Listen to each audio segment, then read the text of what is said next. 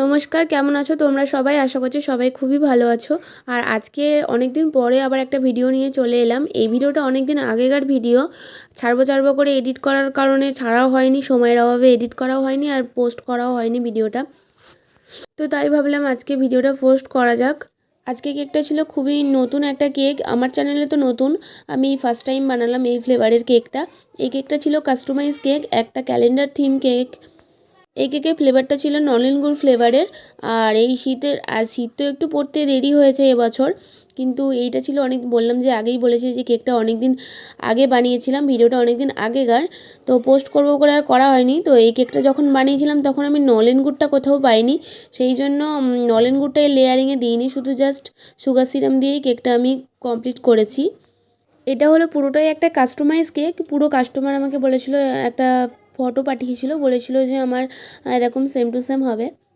তো আমি আমার সাধ্যমতো চেষ্টা করেছি পুরোটা একই করার, কিন্তু পুরোটা তো আর একই হয় না, একটু আধটু তো খুঁত থেকেই যায়। আর এই কেকটার পিছনে একটা বড় স্টোরি আছে, যেটা তোমাদেরকে শোনাবো ছোট্ট করে। এই কেকটা যে অর্ডার দিয়েছে সে হচ্ছে আমার পরিচিত একজন, আর এই ফ্লেভারের কেকটা নেওয়ার ছিল তার অনেক দিন আগে। তারপর আমাদের পর অসুচ পড়ে যায়, দুটো পর 1 মাস টানা আমরা অসুচ পালন করেছি। তারপর সেই আর কেকটা নেওয়া হয়নি, অসুচের মধ্যে ছিল আর কি তার যে স্পেশাল দিনটা ছিল। বেশিরভাগ সময় কি হয়, চকলেট, ভ্যানিলা, বাটারস্কচ, স্ট্রবেরি এইসব ধরনের কেকের অর্ডারগুলো একটু বেশি আসে। আর নলেন গুড় ফ্লেভারে বলতে গেলে এই আমি প্রথম বানাচ্ছি বললাম। ইউনিক কেকের ফ্লেভার খুব কম মানুষ আছে টেস্ট করতে চায়, বেশিরভাগ সবাই পুরনো যে ফ্লেভারগুলো সেগুলোই বিক্রি করি আর কি, যেগুলো বানাই আর কি, যেগুলো অর্ডার আসে সেগুলোই বললাম। এই ফ্লেভারটা সেই কিনেছিলাম আর এই বানাচ্ছি প্রায় 5-6 মাস পরে। আমি ডেট দেখে নিয়েছি, এক্সপায়ার ডেট অনেক দেরি আছে। কেকটা যখন আমি বানাই না, খুবই মন দিয়ে বানাই আর চেষ্টা করি যে একটু যাতে ভালো টেস্ট হওয়ার। ডেকোরেশনের দিকে সত্যি আমি খুব কাঁচা, আমার হাত এখনও ভালোভাবে সেটিং হয়নি। নামে আমি 1-2 বছর কেক করছি, কিন্তু মোটামুটি ডিজাইন আমি এখন আগে একদমই পারতাম না, এখন তো ভালোই শিখে গেছি মোটামুটি। কিন্তু ডেকোরেশনের থেকে আমার চিন্তা থাকে যে কাস্টমারের কেকটা খেয়ে কেমন লাগবে, টেস্টটা কেমন হবে। ডেকোরেশনের থেকে আমার টেস্টের চিন্তাটা প্রচুর থাকে। আমার কি মনে হয় যে কেকটা যেমনই দেখতে হোক না কেন, টেস্টটা যেন খুবই ভালো হয়। এখনও পর্যন্ত কেক খেয়ে এখনও কেউ পর্যন্ত খারাপ রিভিউ দেয়নি আমার কোনো কাস্টমারই। সবার কাছ থেকেই আমি খুবই ভালো রিভিউ পাই। এতে করে কেক বানানোর প্রতি যে এক্সট্রা যেন ভালোবাসা একটা জন্মে যায়। আর আমি চেষ্টা করি, যেহেতু হোমমেড কেক, সেই জন্য একটু ওজনে, দোকানের কেকে যেমন নর্মালি কী হয় 1/2 পাউন্ড হয়তো 220 গ্রাম এরকম হয়, আমার কেক তো 250 গ্রামের উপরে তো থাকবেই ওজনে। 300 গ্রামও হয়ে যায় কখনো কখনো। ওটা আমি এক্সট্রা কোনো চার্জ নিই না, কারণ আমার একদমই মনে হয় না যে 50-60 গ্রাম বেশি দিলে বা 100 গ্রাম বেশি দিলে আমার লস হয়ে যাবে, এটা আমি একদমই মনে করি না।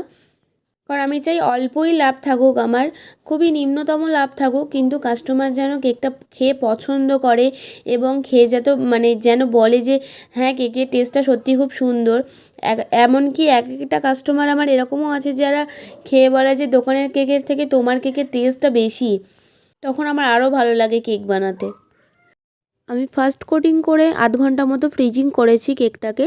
এবার আমি সেকেন্ড কোটিং করছি। এরপরে কিন্তু আমি আর কোনো ক্রিম ইউজ করব না, এই ক্রিমটা দিয়েই কিন্তু পুরো কেকটাকে আমি কভার করব। এবং অনেক কাস্টমারই থাকে বেশি ক্রিম পছন্দ করে না, আবার বলবে যে কেক কোথায়, এতে শুধু ক্রিম। আমি চেষ্টা করি বেশি একটু কেক দেওয়ার, আর ক্রিমটা যাতে একটু কম দিয়ে কেকটা কভার করা যায় সেটাই চেষ্টা করি। কিন্তু আবার বেশি কম দিলে তো হবে না, তাই না? তাহলে কেকের বেস দেখা যাবে, কেকটা বাজে দেখতে লাগবে। যতটুকু পরিমাণ দেওয়ার আমি ততটুকুই দিই। হ্যাঁ, ব্যতিক্রম 2-1টা কাস্টমার থাকে যারা বলে আমি কেকটা একটু বেশি ক্রিম দিয়ে করবে।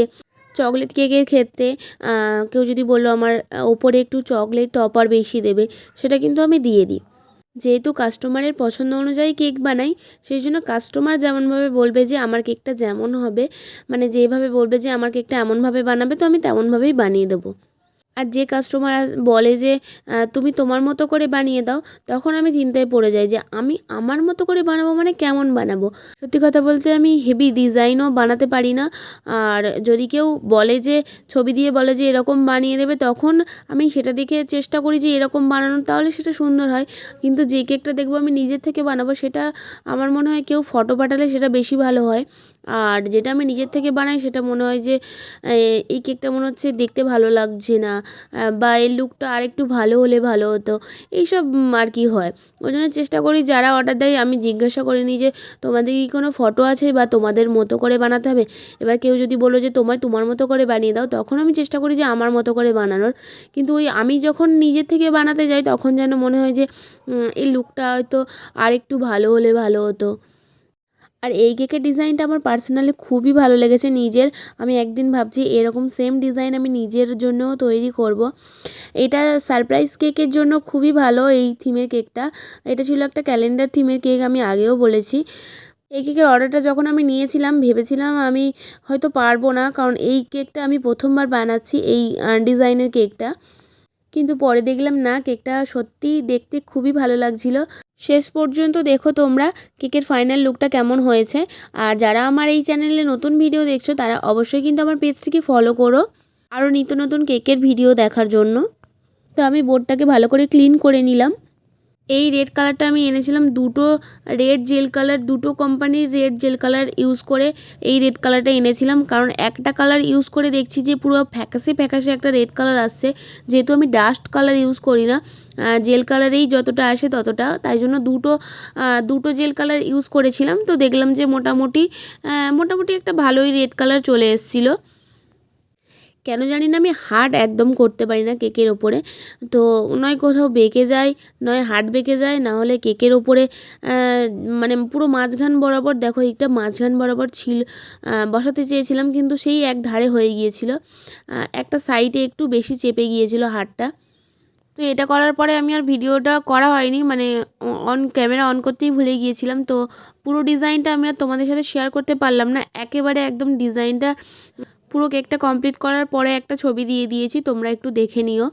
আর পুরো ডিজাইনটা তোমাদের সাথে শেয়ার করলে খুবই ভালো লাগতো। তো যাই হোক, কীভাবে ক্যামেরাটা অফ হয়ে গেছিলো আমি বুঝতে পারিনি। তো আমি কেকটা কমপ্লিট হওয়ার পরে কয়েকটা ছবি দিয়েছি, তোমরা একটু দেখে নিও। আর এই হচ্ছে কেকটার ফাইনাল লুক। কেমন হয়েছে কমেন্টে কিন্তু অবশ্যই জানাবে কেকটা। তো আজকে ভিডিওটা এখানেই শেষ করছি, দেখা হচ্ছে নতুন কোনো আরও একটা কেকের ভিডিওর সাথে।